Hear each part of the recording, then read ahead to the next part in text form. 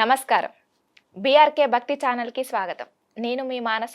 ఈరోజు మనతో పాటు ఉన్నారు ప్రముఖ ఆధ్యాత్మికవేత్త, జ్యోతిష వాస్తు పండితులు బ్రహ్మశ్రీ వీరాపురం సుబ్రహ్మణ్య స్వామి గురువుగారు ఉన్నారు. గురువుగారిని అడిగి మనకు ఉగాది నుంచి అన్ని రాశుల వారికి ఎలా ఉండబోతుందో ఆ గురువుగారిని అడిగి తెలుసుకుందాం. నమస్కారం గురువుగారు. శుభాశీస్సులండి.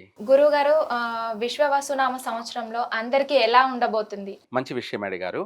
అంటే ఈ రాబోయేటువంటి కొత్త సంవత్సరం అంటే ఈ నూతన సంవత్సరం అనేది మీరన్నట్టుగా శ్రీ విశ్వవసునామ సంవత్సరం అంటే 2025.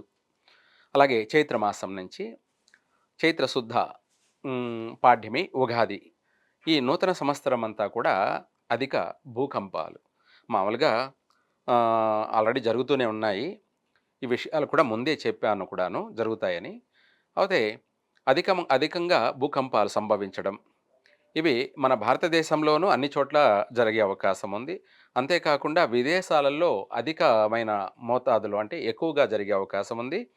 ఈ యొక్క భూకంపాల వల్ల ప్రాణ నష్టాలు ఎక్కువగా విదేశాల వారికి ప్రాణ నష్టాలు జరిగే అవకాశం ఉంది. భూకంపాలు సంభవించడం వల్ల, భూప్రళయాలు సంభవించడం వల్ల అధికమైనటువంటి ధన నష్టం కూడా జరిగే అవకాశం ఉంది. ఈ యొక్క సూర్యుడు రాజు కావడము, గ్రహాలు వారి వారి స్థానాలలో ఉండే యొక్క ఇదిని బట్టి సముద్ర ప్రళయాలు కూడా సంభవించే అవకాశం ఉంది. ఇదే కాకుండా ఆర్థికపరమైనటువంటి దేశవ్యాప్తంగా కూడా అధికంగా నష్టం సంభవించే అవకాశము, అలాగే ఎక్కువగా ప్రమాదాలు సంభవించే అవకాశము, వాహన ప్రమాదాలు కానీ, ఎయిర్ కోర్స్ అంటే విమానాల్లో కానీ ప్రమాదాలు సంభవించే అవకాశం కానీ, లేదా సముద్రంలో స్టీమర్లు, పడవలు కూడా మునిగిపోయేటువంటి ఎక్కువగాను నష్టాలు జరిగే అవకాశం కానీ, ఆర్థికపరమైనటువంటి నష్టాలు అధికంగా సంభవించే అవకాశము ఉంది.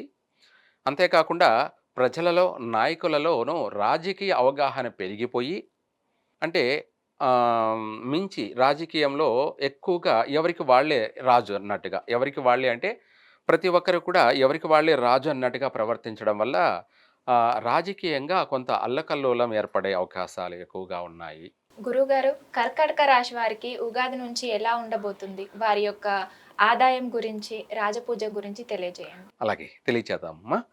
మంచి విషయమే. ఈ యొక్క నూతన సంవత్సరం శ్రీ విశ్వవసునామ సంవత్సరం అనగా 2025 అంతా కూడా కర్కాటక రాశి వారికి యోగ జాతకులే అని చెప్పాలి.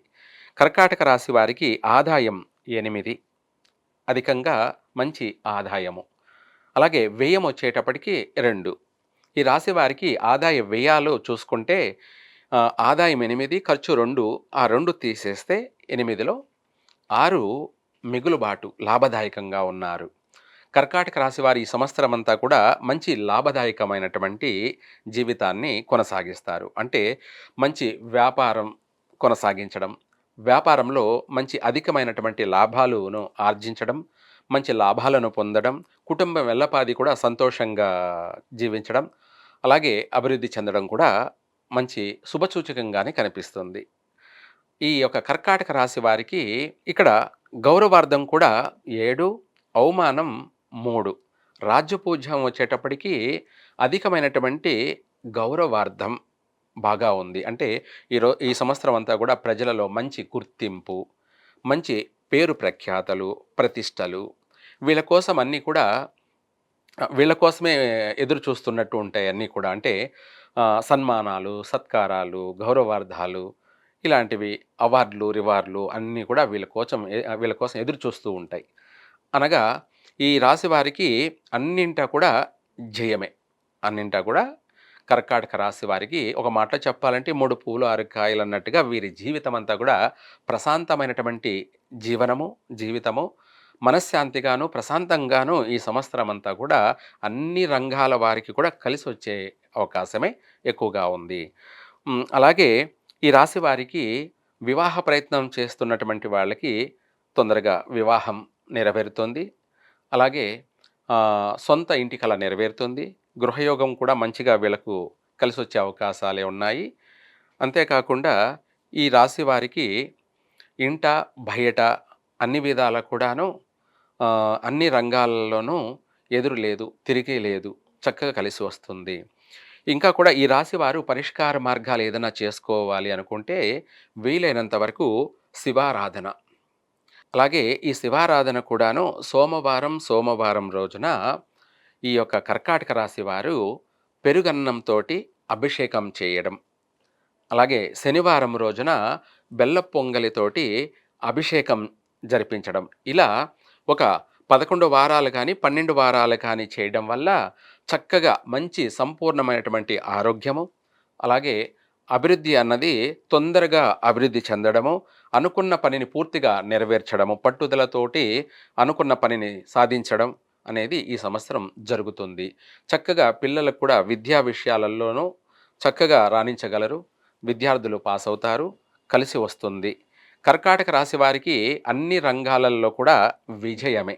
ఇదే కాకుండా ఆర్థికపరమైనటువంటి దేశవ్యాప్తంగా కూడా అధికంగా నష్టం సంభవించే అవకాశము, అలాగే ఎక్కువగా ప్రమాదాలు సంభవించే అవకాశము, వాహన ప్రమాదాలు కానీ, అలాగే ఆహ్, ఎయిర్ కోర్స్ అంటే విమానాల్లో కానీ ప్రమాదాలు సంభవించే అవకాశం కానీ, లేదా సముద్రంలో స్టీమర్లు, పడవలు కూడా మునిగిపోయేటువంటి ఎక్కువగాను నష్టాలు జరిగే అవకాశం కానీ, ఆర్థికపరమైనటువంటి నష్టాలు అధికంగా సంభవించే అవకాశము ఉంది.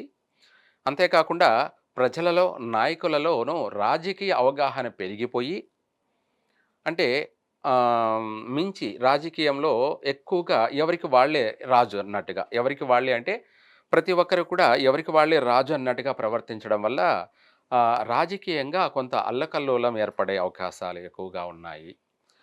అలాగే రాజకీయంగా కూడా నష్టాలు సంభవించే అవకాశం ఎక్కువగా ఉంది.